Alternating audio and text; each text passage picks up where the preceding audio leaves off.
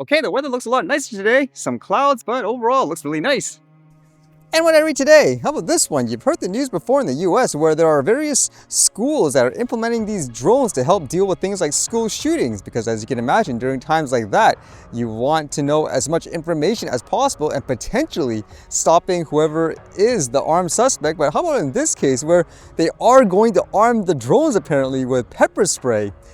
So even though these drones look small as well, aside from shooting pepper spray now, apparently they can also smash windows. They can actually ram the attacker, which is kind of the intent. And as well, as it says here, they blare sirens. And with the ability to shoot pepper spray now, I suppose that gives them a lot of tools to potentially deal with the suspect. But in general, they say this is supposed to be a way to hopefully fend them off or distract them long enough for, let's just say, the authorities to arrive. But can you imagine now you're going to have these armed drones flying around? Pretty soon they are going to be the police, huh?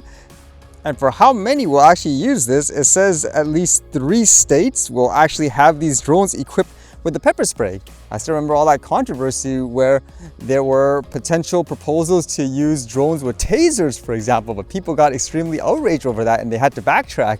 So will people be okay with this, I suppose, drones flying around with pepper spray? And with that in mind, I guess, how about this one? Remember that news I talked about before where there were companies paying people money to wear cameras on themselves as they do various household chores? For example, folding the clothes, washing the dishes, because it was supposed to be used as a way to train robots, for example, with all this data to be able to do the task. Well, how about this one where apparently there's a company that's actually launching robot services to clean your home, I guess you could say. They're apparently doing it in San Francisco, and it's called Tao's Humanoid Cleaning Services. So they have all these videos showing literally the robot, what it seems like, getting out of the car with the tools, going into the place of residence and cleaning various items. How much do they charge? Well, apparently according to this, it's $30 per hour. I would have thought they would have done it cheaper actually, just to get more adoption, because that's almost the same price as getting a regular person, correct? Now, according to this too, it's not 100% autonomous where it's just using AI knowledge to do various tasks. There's apparently a human controlling this as well. So I would imagine they will let the robot do its thing, and in the event that it doesn't know what it's doing or it's messing up, then a human can basically go in and do everything manually, which I guess maybe explains the $30 an hour, because you still need a regular person as well, I suppose. But what would you think of this? Would you actually pay a company $30 an hour to send a robot to clean your home in this case? I would imagine it's going to be the way of the future anyways, where maybe you're not going to hire a company to do this. You'll have your own, let's just say, in-home robot to do everything for you, kind of like all those cartoons and stuff you've seen in the past.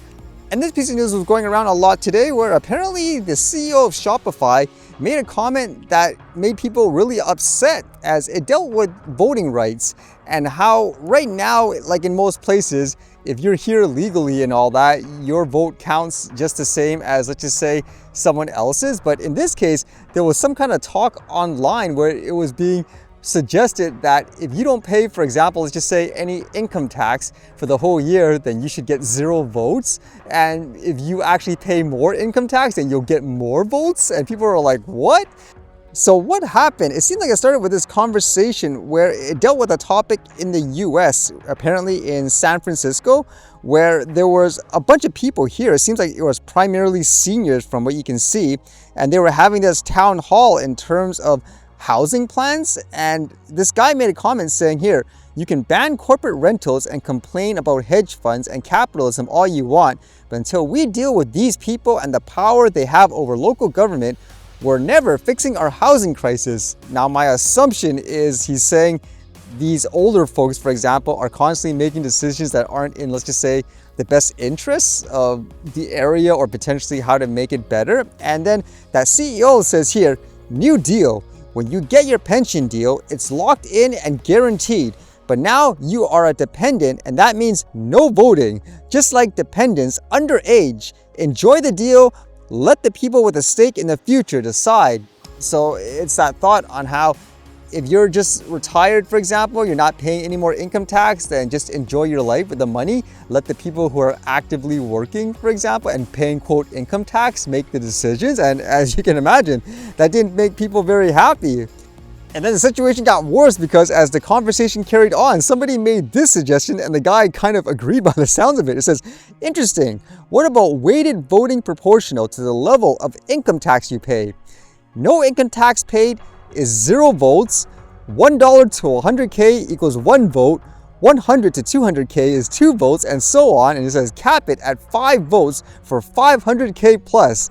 For those that constantly complain about the wealthy not paying tax fair share, they'd have nothing to worry about, right? Why not reward representation of taxation and build a democracy around those that foot the bill? And then the CEO says, good system. So as you can imagine, this generated so much controversy. It's created that topic of the rich versus the poor and so forth. So it's kind of an interesting scenario here. And I thought it'd be interesting to use the AI because with that topic of things like critical thinking and all that, I'm kind of fascinated to see how an AI analyzes this and how it responds in terms of, I guess, my way of thinking from what I'm reading here just as the outsider. Because to do things like critical thinking, you have to be able to take in the information without bias and analyze it for what it is. So I want to use you as a test as the AI for this topic here since it's controversial and you should be basing this on logic just to make sure that I understand this correctly. The situation is fundamentally if someone is, let's just say, a senior who's on a pension and not paying income tax, the suggestion is those people should just retire, take the money, and let, for example, people who are actually working and paying taxes to actually make the decisions going forward for whatever it is, like for the country, for example, correct? Yes, that's the core idea. Lütke's point is that once your pension is guaranteed, you're a dependent on the system, so you shouldn't vote on its future direction.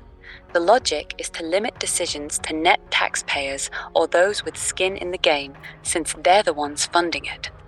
So if I understand this correctly, and since they are, let's just say, business people running huge corporations, wouldn't this be kind of like what they're saying in terms of an analogy where imagine you started up the company, like you're the founder of Shopify, for example. Years went by, you're now $1 million, billion-dollar corporation or something like that. And during that time, even though you owned 100% share of the company and you have 100% say, you basically sold it off afterwards. So now maybe you'll have, let's just say, 30 to 40% of the company because you're kind of off hands now. You have like a bunch of people working there, and let's just say you're quote retired, but you still have 30 to 40% share in the company and is publicly traded. Now, during that time, since you own that many shares, you still have a say in the company. So is it accurate to say in his analogy, it should be even if you have, let's just say, shares and so forth, they'll give you dividends or whatever, like you're reaping the benefits of creating the company, but you should basically leave 100% all the voting and power decisions to people who are actually doing the company. You basically waive your rights away as someone who's just sitting there collecting, for example, residuals. Is that kind of an accurate view in terms of how they're approaching this first? Yes, that's exactly the inconsistency your analogy exposes. The logic would require founders who step back to lose their voting rights, giving all power to active workers, but no one proposing this for government applies it to their own corporate control. So wouldn't that make it fundamentally flawed then in terms of their proposal? Because in one end, I can see that probably does make people mad even from a company point of view where you have people working there from a day-to-day operation. They want to make these decisions that they think it's the best for the current times, but then you have, let's just say, these people in the background with the money always making the decisions, so you can't really do anything about that. But at the same time, I don't think that would be fair in the bigger picture, where if those were the guys that founded the company in general and they own a large share of it, then realistically they should still have a say in it. Just to say, for example, okay, now that we are running the day-to-day operations, we want you to have no say. That doesn't feel right in that regard. And I don't think they would agree with that in general. What would you think logically? Logically, the proposal is flawed due to inconsistent application. It treats ownership as irrelevant for retirees, but valid for founders with shares, even if those founders aren't active. The proposal has a clear logic but significant practical flaws. The benefit is that it aligns voting power with those funding the system, incentivizing productivity and fiscal responsibility. However, it would disenfranchise retirees who spent decades contributing, and in Canada, it would violate the Charter's Section 3 right to vote. It also raises questions about who's considered a net contributor. I believe the current one-person, one-vote system is stronger because it offers stability, prevents factionalizing society, and has proven resilient. Now, can you analyze this, as it seems like from what I'm reading in some of the comments of that conversation, initially this was supposed to be a way of saying if you were people complaining about the wealthy never pays their fair share, for example, then it should just be based on, let's just say, income tax or something like that in terms of how much votes you get. But at the same time, when I'm thinking about that, wouldn't that actually make things worse in general? Because it doesn't really prove your point, as if you're really that rich and you control the resources, what's stopping you, for example, from controlling who gets the wealth and opportunities in your company to get more votes in society in general? Because in this case, I can imagine there's a lot of tension of the rich versus the poor. So can you imagine that, where you don't agree with these certain groups of people, you could be prejudiced against them, and so with that, you will withhold their ability to make a lot of money just so they won't get as many votes? Like, wouldn't that be an issue? Like, you wouldn't be able to stop that, correct? Like, what would you think? Your concern about this system is valid. It creates a power feedback loop where wealthier individuals gain more votes and can then influence policies to further concentrate wealth and voting power. This would institutionalize the rich-poor divide, potentially leading to discrimination or reduced opportunities for groups deemed unproductive. It's a self-reinforcing cycle that amplifies existing inequalities. Now, in my opinion, you could use AIs for stuff like that anyways, in terms of getting a better perspective with the topic, whatever it may be, because I think that's important actually when you're coming up with ideas and to try to think things critically.